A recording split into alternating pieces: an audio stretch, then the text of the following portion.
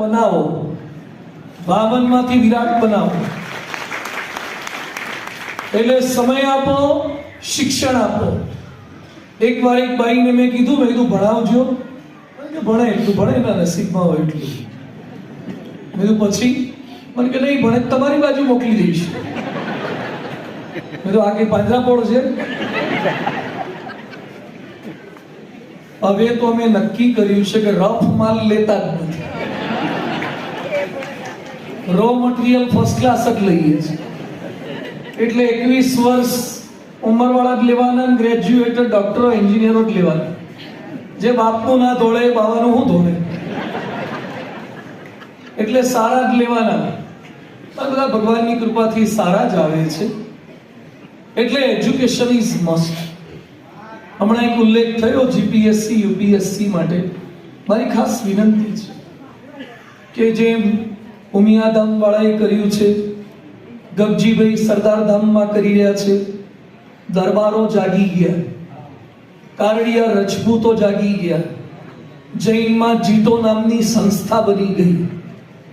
અને તમને ખાલી એક સમાચારની દ્રષ્ટિએ કહું, ગઈ સાલ ભારત સરકારમાં 67 એ મુસ્લિમ સમાજના થયા.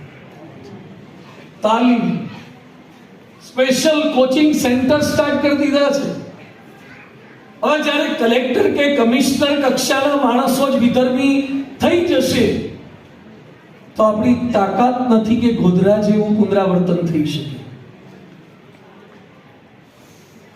આપણી શક્તિનો પરિચય કોઈને નહીં કરી શકાય.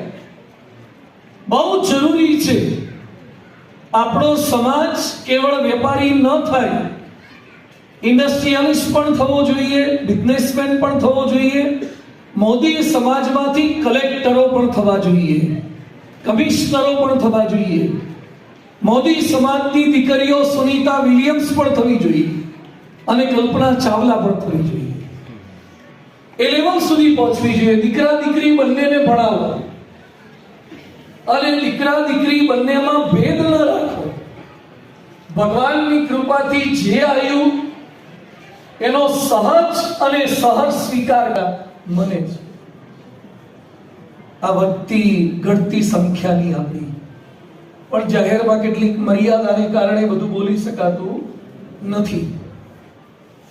પણ અહીંયા જેટલું બોલી શકાય એટલું હું તો, મારી પાસે કોઈ આવે ને કે સ્વામી દીકરી જન્મી, હું તો ભગવાનને પ્રાર્થના કરું છું બધાને પહેલી છોકરી જ આપો, તો બીજું કંઈક આવશે.